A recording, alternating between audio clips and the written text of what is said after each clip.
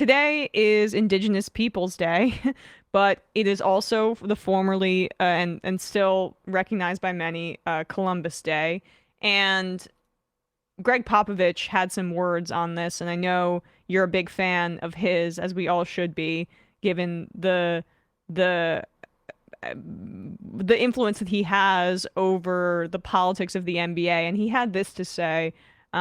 Here he is at a press conference ahead of the NBA starting up next week, speaking about uh, the I guess the bad politics of Columbus Day in general.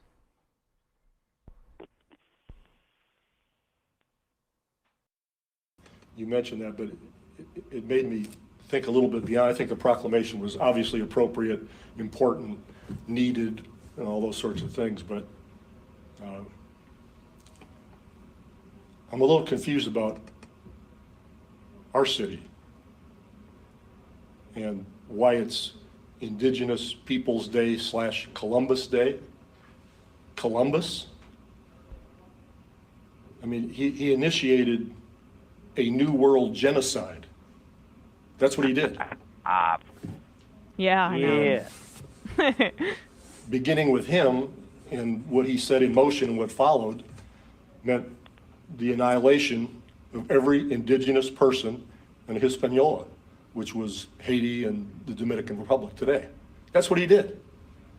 He took slaves, he mutilated, he murdered, and they're gonna say slash and honor him. Well, I got to give the San Antonio Independent School District a little bit of credit because at least they added Indigenous Peoples Day along with it, and that's a step in the right direction. But what the hell is Alamo Heights thinking? It's Columbus Day. That's why they're off on Monday? Maybe there's something I'm missing and I'm ignorant, but it makes me feel like they're living in a phone booth and they're educating our kids. Columbus Day? And we're going to honor that. And it's no knock on Italian Americans. That's a silly argument. It's like saying we should be proud of Hitler because we're German. I mean, it makes no sense. It's about Columbus. It's not about Italian Americans.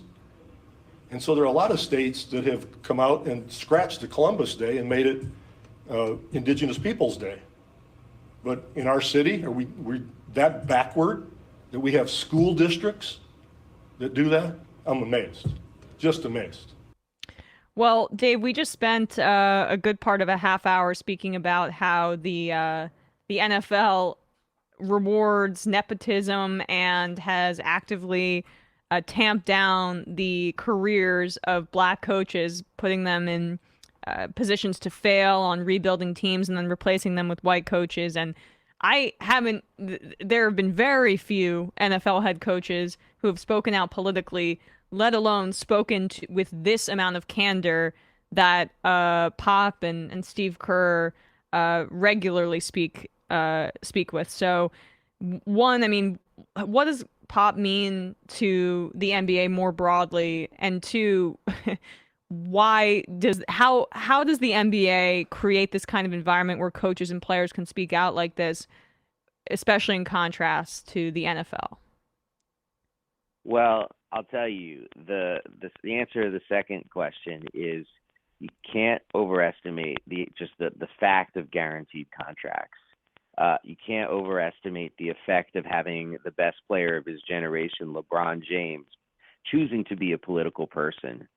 And you can't underestimate the effect and importance of the last 10 years and these players coming of age during a Black Lives Matter movement that had tremendous effect on them through social media, which is the last thing we can't overestimate. And that's the full package of it to me right there, what makes the NBA different. Now, what makes Pop different? I mean, Pop is Pop. I've had some time to interview him, and I've done some stuff like on a stage where I interviewed him in front of kids from the public schools of San Antonio.